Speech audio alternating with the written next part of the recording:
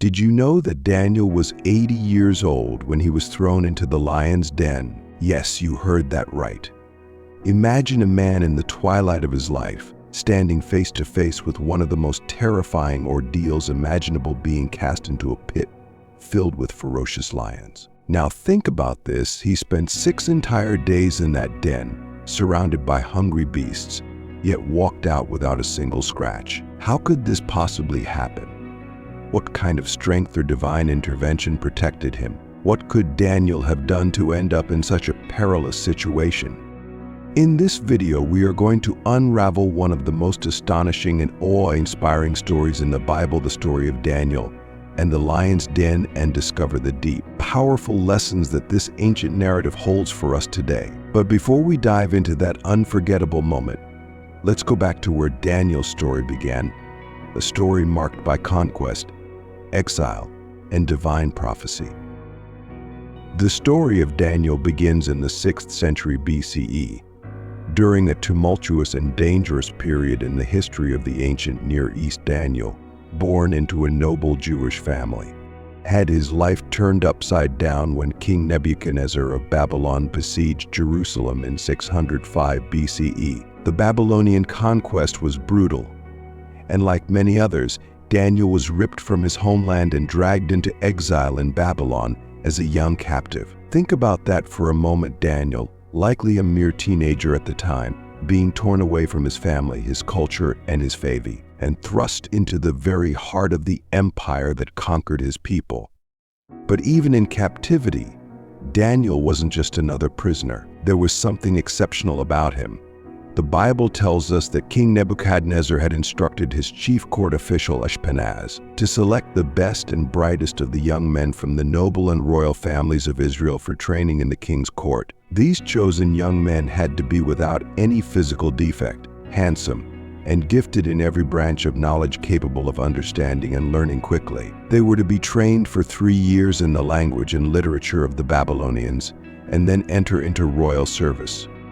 Daniel, with his extraordinary intellect and noble lineage, was among those selected. He and his friends were to receive the finest treatment, fine food, fine wine, the best education. But what they didn't realize was that Daniel's journey was being shaped by a prophecy given more than 100 years earlier by the prophet Isaiah. In fact, Daniel's entire life was already written in prophecy. During the reign of King Josiah, Isaiah warned that a day would come when all the treasures of Judah, along with its noblest sons, would be carried off to Babylon, and these young men would serve as eunuchs in the palace of the king of Babylon. Daniel was living out that prophecy, and yet, in the face of captivity, Daniel would not bend to the will of the Babylonians.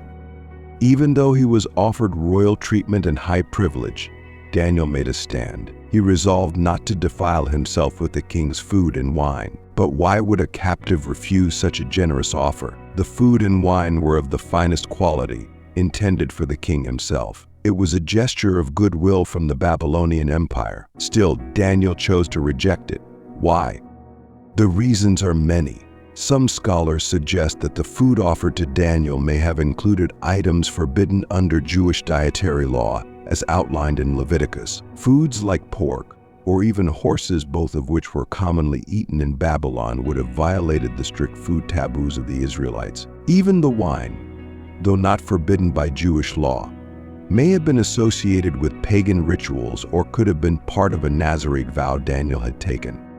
But perhaps the more compelling reason was symbolic. Accepting the king's food would symbolize accepting the king's patronage and favor, becoming beholden to a system that Daniel knew went against his faith. By rejecting the king's food, Daniel was making a bold declaration his loyalty would remain to God alone. This decision would set the stage for his entire life in Babylon, as someone who stood firm in his beliefs no matter the cost.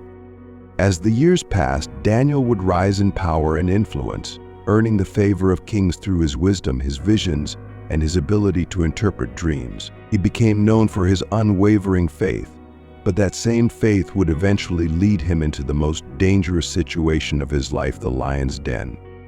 At the age of 80, Daniel was still serving in a high position under King Darius when jealousy from his peers led to a conspiracy that would test his faith like never before. A decree was issued that anyone who prayed to any god or man besides the king would be thrown into a den of lions. Daniel, of course, continued to pray to his God, refusing to bow down to the false idols of Babylon. For this, he was thrown into the lion's den.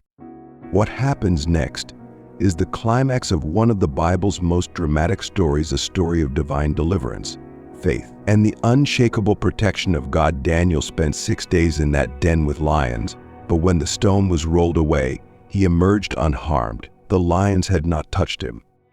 This is where the power of Daniel's story truly lies, a man who stood firm in his faith, despite all odds, despite the pressures of a foreign empire, despite the very real threat of death. His faithfulness was rewarded, and the world witnessed the miraculous protection of God. King Joshua accepted the king's food, implying his loyalty to Babylon. In fact, Daniel 11:26 warns against everyone who eats from the rich food of the king who is to come. Daniel does not refuse the training of the king or the use of a new name, but he draws the line at eating the king's food because it is a public declaration of dependency on the king. Daniel did not rely on Nebuchadnezzar, but only on the Lord. Daniel therefore resolves himself not to eat this food. He literally sets his heart not to eat the food. Daniel understands the situation and decides in his heart what is right and what is wrong and chooses to do the right thing. Once set, Daniel will not be moved. His plan is to eat only vegetables and water so he will not defile himself. He was going to feed on herbs and food grown from seeds. Whatever the king's meal was, Daniel and his friends chose not to eat it. The chief in charge of the king's elect does not think this is a wise idea, since he is certain that without the king's food, the four will be weaker than the rest, and then he will get into trouble. He said, "I am afraid of my lord the king, who himself has assigned your food and drink. Why should he see you looking worse than the other young men your age? The king would then have my head because of you." Daniel then said to the guard. The chief official said, "Please test us for 10 days. Give us nothing but vegetables to eat and water to drink. Then compare our appearance with that of the young men who eat the royal food and treat us in accordance with what you see." So he agreed to this and tested them for 10 days. At the end of the 10 days, Daniel and his friends looked healthier and better nourished than any of the young men who ate the royal food. So the guard took away their choice of food and the wine they were to drink and gave them vegetables instead. To these 4 young men, God gave knowledge and understanding of all kinds of literature and learning, and Daniel specifically could understand visions and dreams of all kinds. At the end of the time set by the king to bring them into his service, the chief official presented them to Nebuchadnezzar. The king talked with them, and he found none equal to Daniel, Hananiah, Mishael, and Azariah. So they entered the king's service. In every matter of wisdom and understanding about which the king questioned them, he found them 10 times better than all the magicians and enchanters in his whole kingdom. Daniel and his friends had been set apart by God. Eventually, Daniel served under 4 different kings. When King Nebuchadnezzar died, his son Belshazzar became king. He was followed by kings Darius and Cyrus. We are told that Daniel remained in Babylon through the first year of the reign of King Cyrus. You may wonder why the king decided to choose captives to train and enlist in his government. Why did he change their names, give them different food, and treat them like royalty? What if those captives eventually turned on him and overthrew him, taking down the entire Babylon from the inside out? The purpose of the food, names, and education was simple. This was an effort at total indoctrination, with the goal of making these young Jewish men leave behind their Hebrew God and culture. Undoubtedly, Nebuchadnezzar wanted to communicate to these young men, "Look to me for everything." Daniel and his friends refused, insisting that they would look to God. Most of the Jewish captives, like the prophet Ezekiel, ended up in refugee settlements and worked as slave laborers. Only a select few received white-collar jobs in the king's palace. The qualities that drew King Nebuchadnezzar's attention to Daniel and his friends are that they were children of Israel, and some of the king's descendants, and some of the nobles, young men in whom there was no blemish, but good-looking, gifted in all wisdom, possessing knowledge and quick to understand, who had the ability to serve in the king's palace, and whom they might teach the language and literature of the Chaldeans, This was an attack on the future of Israel, such that if they were to be freed from captivity at any time, those who were supposed to take the reins of their government and rebuild their own nation would have been indoctrinated and commissioned. Daniel didn't fall for this, however. He pressed on to find out what time God had set for the vindication of Israel. Daniel was probably only a teenager when Jerusalem fell to Babylon, but he possessed enough God-given physical, intellectual, and social aptitude to stand out from the crowd. Nebuchadnezzar brought young men like Daniel into the palace to demonstrate his absolute control over Judah and to supply himself with a diverse pool of knowledgeable counselors. In one swift motion, he added trophies to his war chest and fresh minds to his brain trust. Judah was ravaged, but God was not finished with Daniel. Due to his exceptional abilities, Daniel quickly rose to prominence in the Babylonian court. Daniel's ability to interpret dreams and visions was made known, further solidifying his reputation. The first time this happened was when King Nebuchadnezzar had a very disturbing dream, but woke up utterly unable to understand the dream or interpret it. The king called his council of magicians to help, but he wanted to be sure they wouldn't lie or cook something up for him. So he said, "I have had a dream that troubles me, and I want to know what it means. Tell me the dream and then interpret it for me." The king wanted his diviners to tell him his own dream and then the meaning of it, but that is something absolutely no one can do. The king was furious and decided to punish all the wise men in Babylon, including Daniel. This was how Daniel got involved. Daniel prayed to God, and he was the only one who was able to tell the king his dream and give him an accurate interpretation. This incident further set Daniel apart. The king placed Daniel in a high position and lavished many gifts on him. He made him ruler over the entire province of Babylon and placed him in charge of all its wise men. Things seemed to be going really well for Daniel, but trouble lurked just around the corner. As Daniel continued to rise in authority and rank, he had many people who envied him. These people were the ones who plotted his sentence to the lion's den. Daniel was sent to the lion's den under the reign of King Darius. This is how it happened. During his reign, King Darius appointed 120 senators to rule throughout the kingdom. Babylon was such a large province that it covered 2,200 acres. It was the largest city in the world at the time and the first city to reach a population above 200,000 people. So the senators appointed were to act as governors through whom the king would exert his rule in Babylon. He then set 3 administrators over these satraps, or governors, one of whom was Daniel. The slaves were made accountable to them. Daniel so distinguished himself among the administrators and the satraps by his exceptional qualities that the king planned to set him over the whole kingdom. At this, the administrators and the satraps tried to find grounds for charges against Daniel and his conduct of government affairs, but they were unable to do so. They could find no corruption in him because he was trustworthy and neither corrupt nor negligent. Let's uncover some significance here. Let's examine the level of perfection in Daniel. Sometimes today, a candidate or nominee for political office is set under this kind of scrutiny. But imagine looking as hard as you can at a public servant in office for some 50 years and finding nothing wrong. No fraudulent expense accounts, no intern scandals, no questionable business deals, no gifts from lobbyists, no accusations from his staff. Simply put, there were no skeletons in Daniel's closet. His enemies examined his life and found nothing to attack, so they had to make up something. The fact that there was no error or fault found in him wasn't to imply that Daniel was actually sinless, but that he was a man of great integrity. We could also say that Daniel was especially blameless in the conduct of his professional life. And this testimony of Daniel is credible because he's not the one giving it. Daniel here is not the herald of his own virtue. The world may not know the details of doctrine or the intimacies of worship with God, but they can tell a bad temper, selfishness, conceitedness, or dishonesty when they see it. McLaren once said, "The world is a very poor critic of my Christianity, but it is a very sufficient one of my conduct." These men knew Daniel well. They knew he could not be trapped in evil, but they also knew that he would be faithful to his God in all circumstances. Every Christian should consider if others could say the same about them. Their jealousy continued to rise, and they wanted nothing more but to pull Daniel down.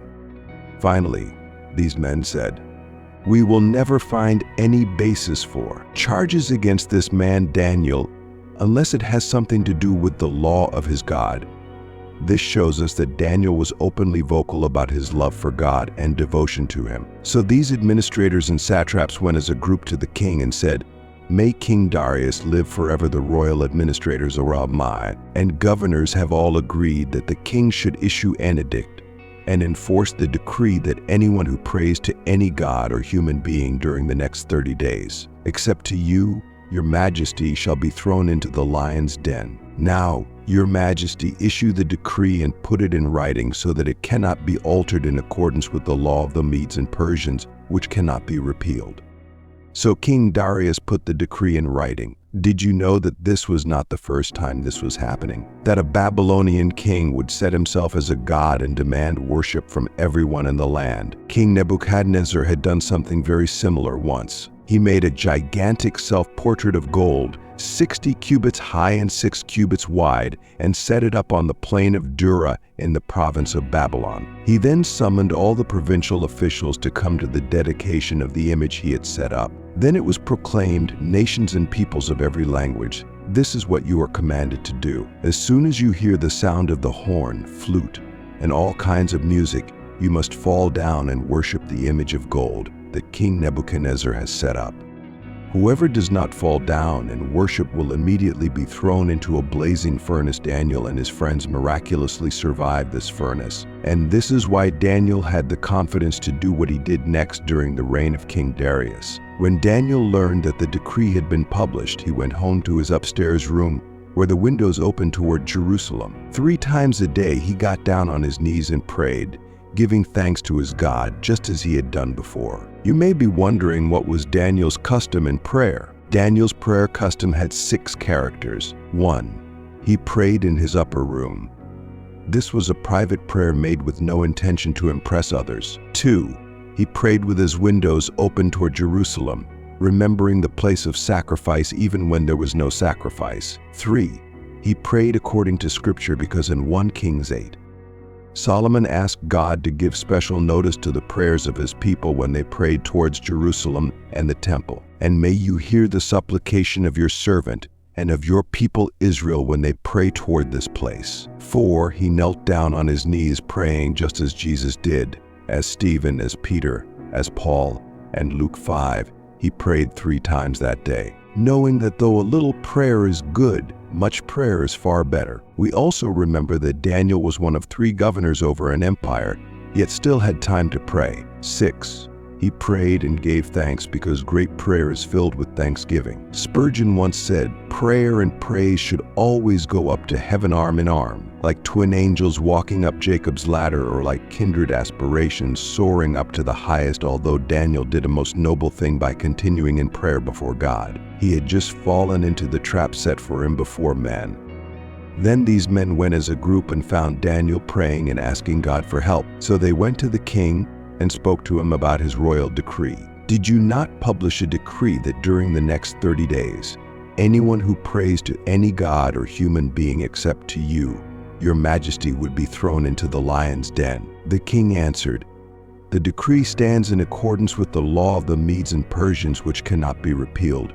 Then they said to the king, "Daniel, who is one of the exiles from Judah, pays no attention to you, your majesty, or to the decree you put in writing. He still prays 3 times a day." When the king heard this, he was greatly distressed. He was determined to rescue Daniel and made every effort until sundown to save him. It's worthy of note that Daniel didn't let the decree change his actions one way or another. He didn't do more praying or less. He simply continued his excellent prayer life. There was danger in both directions. It would have been a compromise to do less or pride to do more. This was not the act of a person courting martyrdom, but the continuation of a faithful ministry in prayer, which had characterized his long life. They accused Daniel of not showing due regard for the king. This was not true.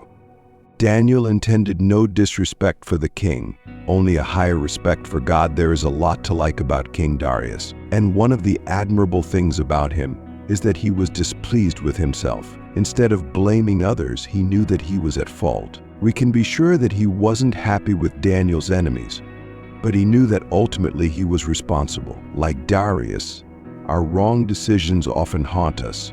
Often all we can do is pray and ask God to mercifully and miraculously intervene when we make those decisions.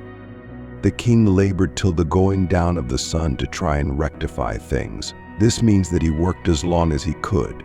According to ancient Eastern custom, the execution was carried out on the evening of the day that the accusation was made and found valid. Then the men went as a group to King Darius and said to him, "Remember, your majesty, that according to the law of the Medes and Persians, no decree or edict that the king issues can be changed." So the king gave the order, and they brought Daniel and threw him into the lion's den. The king said to Daniel, "May your God, whom you serve continually, rescue you." A stone was brought and placed over the mouth of the den, and the king sealed it with his own signet ring and with the rings of his nobles, so that Daniel's situation might not be changed. Then the king returned to his palace and spent the night without eating and without any entertainment being brought to him, and he could not sleep. If the king loved Daniel so much, why didn't he just cancel the decree? Even though Darius valued Daniel and did not want to harm him, once a law was decreed in the Medo-Persian Empire, it was considered unchangeable due to the principle of the law of the Medes and Persians, which cannot be revoked. This concept of irrevocable laws was deeply ingrained in the legal and political system of the time. Despite his personal feelings towards Daniel, Darius felt bound by the law he had signed and reluctantly enforced the punishment. However, Darius expressed hope and faith that Daniel's God would protect him, and in the end, Daniel was miraculously saved from the lions. At this time, Daniel was about 70 to 80 years old. This can be determined by looking at the reigns of certain kings of Babylon. From historical records, we know that King Nebuchadnezzar was in Jerusalem from 604 to 605 BC and threatened the Jews in Jerusalem who paid tribute to the king. Daniel was taken as part of this tribute. We know that Daniel was under 20 because it was customary to take only teenage boys so they could be trained in the ways of the Babylonian traditions. If we know the year Daniel came to Babylon and how old he was, then we can determine the age of the other events in Daniel's life based on the historical events of the time. For example, the Bible says that King Belshazzar was slain. King Darius took his place, and it was King Darius that appointed Daniel as head of his advisors. From history, we know that to be the year 539 or 538 BC, and this would put Daniel at about age 65 to 70. Depending on his age at the instance of captivity. This is also the time of Daniel being thrown into the lion's den. And it is likely that he lived about 15 years after escaping the lion's den, which would make him around 80 to 85 when he died. Did you notice that the king himself sealed the den? This may have been to protect Daniel as much as to make sure someone didn't rescue Daniel. Darius knew that Daniel had powerful enemies who might kill him if the lions didn't. Undoubtedly, Daniel had a better night's rest than Darius. We can be sure that Daniel prayed in the lion's den because it was simply his habit to pray. He did not need to start praying on this remarkable occasion because the habit of prayer was well ingrained in his life. At the first light of dawn, the king got up and hurried to the lion's den. When he came near the den, he called to Daniel in an anguished voice. "Daniel, servant of the living God, has your God, whom you serve continually, been able to rescue you from the lions?" Daniel answered, "May the king live forever. My God sent his angel, and he shut the mouths of the lions. They have not hurt me, because I was found innocent in his sight, nor have I ever done any wrong before you." Your Majesty, the king was overjoyed and gave orders to lift Daniel out of the den. And when Daniel was lifted from the den, no wound was found on him because he had trusted in his God at the king's command. The men who had falsely accused Daniel were brought in and thrown into the lion's den along with their wives and children. And before they reached the floor of the den, the lions overpowered them and crushed all their bones. Since he could not sleep, it was easy for Darius to rise very early. We imagine him waiting for the first glimmer of dawn so he could see how Daniel fared. When Darius heard Daniel's voice, he knew that he had survived through the night. The lions would not or could not touch this servant of God. We don't know if Daniel saw an angel or not, but he certainly knew that God sent his angel to rescue him. Hebrews 1:14 says, "Angels are ministering spirits sent forth to minister for those who will inherit salvation. God sent an angel to serve Daniel's needs." Daniel was preserved through faith, though his cause was righteous and he was unjustly accused. Those things alone did not protect him before the lions. Daniel needed a living, abiding faith in God, even in the most difficult circumstances. Because of this faith, Daniel is recognized in Hebrews as one who by faith stopped the mouths of lions. Darius was not happy with Daniel's enemies. He probably would have cast these accusers to the lions even if Daniel had perished in the lion's den. When the lions overpowered them before they ever came to the bottom of the den, it is proved that it was genuinely angelic protection that saved Daniel. It proves there was no natural reason why the lions did not eat Daniel. Daniel's accusers perished in the same trap they set for Daniel. This illustrates the work of the cross in reverse. The guilty were punished in the place of the innocent. Then King Darius wrote to all the nations and peoples of every language in all the earth, "May you prosper greatly. I issue a decree that in every part of my kingdom people must fear and revere the God of Daniel, for he is the living God and he endures forever. His kingdom will not be destroyed. His dominion will never end.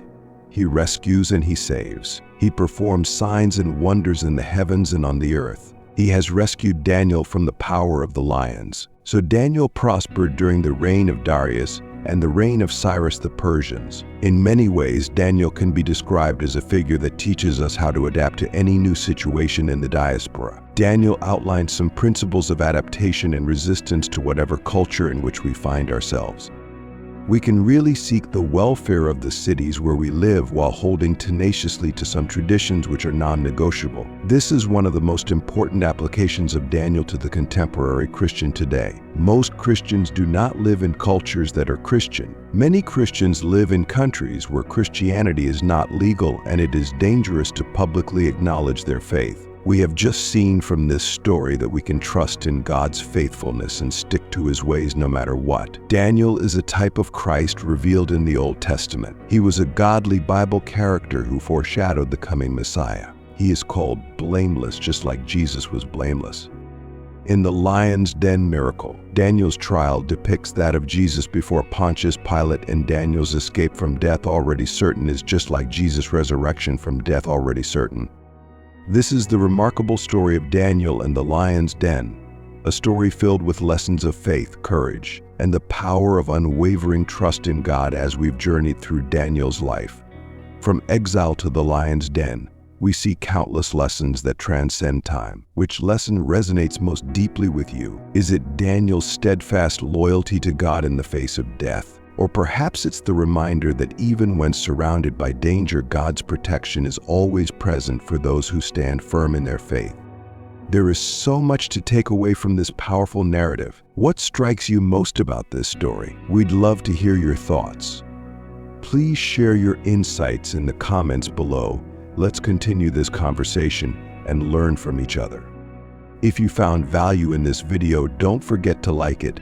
And if it moved or inspired you, consider sharing it with others who might benefit from its message. The story of Daniel reminds us that we are never alone, no matter how daunting the challenges we face.